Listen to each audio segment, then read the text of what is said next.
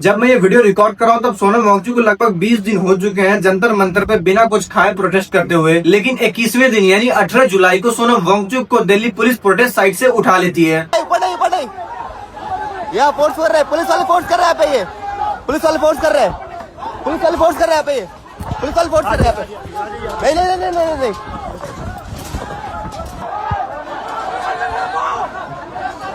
हाथापाई हो रहा है, हाथापाई हो रहा है। एक 60 साल का आदमी पिछले 20 दिनों से बिना अन्न का एक दाना डाले इस देश के यूथ के लिए लड़ रहा ताकि एजुकेशन सिस्टम में सुधार आए। लेकिन इसी देश में कुछ ऐसे यूथ है जिनकी टेंशन ये नहीं है कि पिछले 7 साल में 70 पेपर लीक हो चुके हैं। उनकी टेंशन ये है कि सोनम वांगचुक दिन भर वॉशरूम क्यों जा रहे हैं, सोनम वांगचुक टट्टिया क्यों कर रहे हैं इतना। भाई मैं दिन में 10 बार खाना खाता हूँ फिर भी मेरे को कब्ज रहती है। और सोनम वांगचुक सर 11 दिन से हंगर स्ट्राइक पे बैठे हैं, लेकिन फिर भी उनके दिन में 3 टाइम फ्रेश होने की रील मेरे फीड में आई जाती है।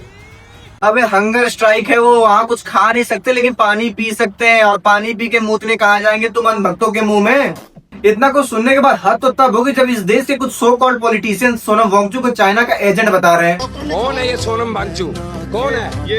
एक शिक्षाविद है। कोई शिक्षाविद नहीं है, ये चाइना का एजेंट है। किसको किसको समझाऊं एक भूखे आदमी का दर्द जो जिंदगी भर गरीबों का पैसा मार के अपना पेट भरते आए। अगर सोनम वांगचुक चाइना के एजेंट है तो मुझे खुशी है भाई कि एक चाइना का एजेंट हिंदुस्तान के लाखों बच्चों के हक के लिए लड़ रहा है। ये 2 कौड़ी के नेता जिनकी वजह से इनका खुद का एक छोटा सा जिला परेशान है, वो सोनम वांगचुक के बारे में कुछ बोलने से पहले उनको सोचना चाहिए।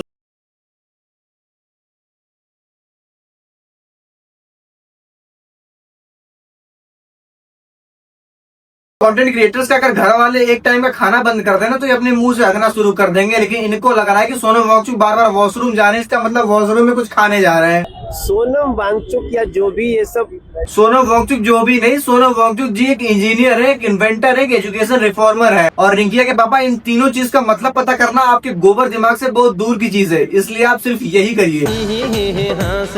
रिंकिया के पापा आम आदमी पार्टी का ही एक्सटेंशन है। जब ये हर तरफ से जनता ने हरा दिया तब ये कभी कॉकरोच पार्टी, कभी सोनो, ये सब इन लोगों को मिला करके। अरे तो क्या हो गया अगर कनेक्शन है भी तो? इस देश का ऑपोजिशन क्या कोई आतंकवादी संगठन है क्या? दाऊद इब्राहिम से तो कनेक्शन नहीं है ना, इतनी मिर्ची क्यों लग रही है? खैर छोड़ो, गधे को समझाना मुश्किल है कि घोड़ा गधे से बेहतर है, क्योंकि गधे को हमेशा यही लगता है कि घोड़ा दिखने में तो मेरे जैसा है लेकिन मेरे से बेहतर कैसे। वही हाल है रिंकिया के पापा का। रिंकिया के पापा इंडियन पॉलिटिक्स में किसी गधे से कम नहीं है। अभी मैं इनसे पूछ दूंगी पॉलिटिक्स में जिस पोस्ट पे है उस पोस्ट के ऑब्जेक्टिव्स क्या क्या है, उसको बताने में इनके शरीर के अलग अलग अंग से पसीने छूट जाएंगे और ये बताने निकले दुनिया को सोनम वांगचुक का कनेक्शन कहाँ कहाँ है। इस देश के एजुकेशन मिनिस्टर श्री धर्मेंद्र प्रधान, ये शिक्षा मंत्रालय की कुर्सी है, आपका जनाजा नहीं जो इसको छोड़ने का नाम ही नहीं ले रहे हो। अगर कुछ नहीं कर सकते तो छोड़ दो ना कुर्सी, तुम्हारे वजह से लाखों बच्चे अपना जीवन बर्बाद कर रहे हैं, कितने बच्चे पंखे से लटक जा रहे हैं। लेकिन हमारे देश के बेसर्व एजुकेशन मिनिस्टर उन मरे हुए बच्चों की कब्र पे कुर्सी लगा के बैठे हैं। जितने बच्चों ने पेपर लीक के बाद अपनी जान गंवा दी, उस सबके जिम्मेदार धर्मेंद्र प्रधान तुम और तुम्हारी शिक्षा व्यवस्था की लापरवाही है। इससे पहले जब 2024 में पेपर लीक होता तो ये बंदा ये बात एक्सेप्ट करने को रेडी नहीं था कि पेपर लीक हुआ है। कोई भी एक भी जगह पे प्रमाण नहीं, एक एलिगेशन पेपर लीक हुआ है, कहाँ है प्रमाण? इसके बाद जब सीबीआई ने इन्वेस्टिगेशन की तब पता चला कि पेपर सच में लीक हुआ था। धर्मेंद्र प्रधान, तुमको कुर्सी इतनी प्यारी कि तुमने सोनम वांगचुक को जंतर मंतर से घसीट के गालियां देते हुए उठवा लिया। 20 दिन से भूखा आदमी क्या ऐसा बिहेवियर डिजर्व करता है? बाद में दिल्ली पुलिस का बयान आता है कि सोनम वांगचुक की तबीयत ठीक नहीं थी इसलिए उनको उठा के हॉस्पिटल लेके गए। अरे भाई वो आदमी भूखा अपनी मर्जी से था, इस देश के लाखों बच्चों का सपने जिंदा रखने के लिए खुद को मार रहा था। अगर हमारी सरकार को सोनम वांगचुक की इतनी फिक्र होती ना तो अब तक धर्मेंद्र प्रधान को उठा के कचरे में फेंक देती। लेकिन इस सरकार ने जो पढ़े लिखे लोग हैं, जिसने अपना पूरा जीवन देश के लिए दे दिया, उनको उठा के जेल में डाल दिया जाता है। लेकिन वहीं आसाराम और राम रहीम जैसे दरिंदों को जेल से बेल मिल जाती है। एक बार तुम अपनी फेवरेट पॉलिटिकल पार्टी को साइड रख के सोचो, एक बार तुम अपनी धर्म अपनी जाति को साइड रख के सोचो।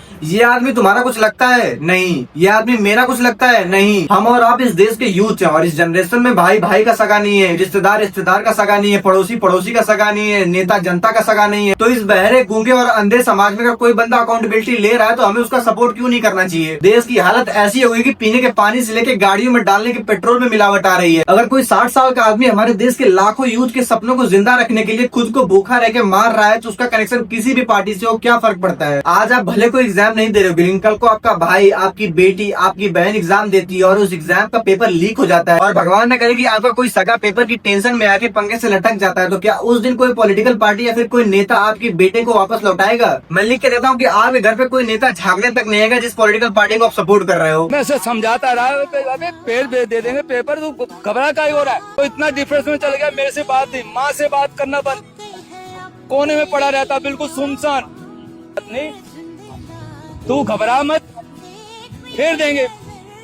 पर वो पता नहीं क्या उसको आग लगी 8वें दिन, वो चल बसा। इस बात का दर्द हम और आप नहीं समझ सकते, लेकिन इस जगह पे कल को आप भी हो सकते हो, मैं भी हो सकता हूँ, और कोई भी हो सकता है। एक बात आपको अच्छे से समझनी पड़ेगी कि सरकार किसी की भी, लेकिन सरकार हमेशा एक जनता की नौकर है। सरकार के अच्छे कामों की तारीफ करना बंद करो, क्योंकि अच्छे काम के लिए आपने सरकार को चुना है। अगर सरकार एक ही गलतियां बार बार करता है तो आपका पूरा हक है सरकार के खिलाफ आवाज उठाने का। आपकी आवाज ही आपकी सबसे बड़ी ताकत है। आपके साथ आज कोई नहीं खड़ा है, वो एक्टर्स जिनके हजारों रुपए की मूवी की टिकट्स खरीद के आप उनकी मूवीज देख के उनको सपोर्ट करने जाते हो, लेकिन जब आपकी बारी आई तो वो एक्टर्स भी चुप्पी मार गए। वो सिंगर जिनके कॉन्सर्ट अटेंड करने के लिए आप हजारों रुपए की टिकट्स खरीदते हो, लेकिन जब आपकी बारी आई तो ਜੰਤਰ ਮੰਤਰ ਕਾਹਦਾ ਪ੍ਰੋਟੈਸਟ ਚੱਲੀ ਜਾਂਦਾ ਜੀ ਬ్రో ਮੈਂ ਤਾਂ ਦੂਰ ਹੀ ਰੱਖੋ ਯਾਰ ਪ੍ਰੋਟੈਸਟ ਔਰ ਇਹਨਾਂ ਸਾਰੀਆਂ ਚੀਜ਼ਾਂ ਤੋਂ bro I'm an artist, bro.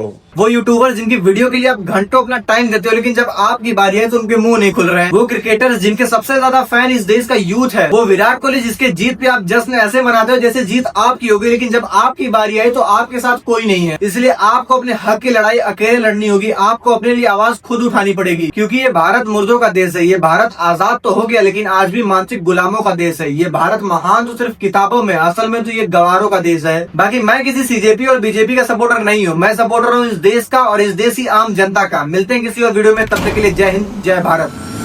20 जुलाई सफल नहीं रहा तो मैं भूत बन के आऊंगा। बगावत बेरुखी से और भड़केगी, वो क्या जाने। तबीयत इस अदा से और भड़केगी, वो क्या जाने। वो क्या जाने कि अपना किस कयामत का इरादा है। किसी पत्थर की मूरत से बगावत का इरादा है।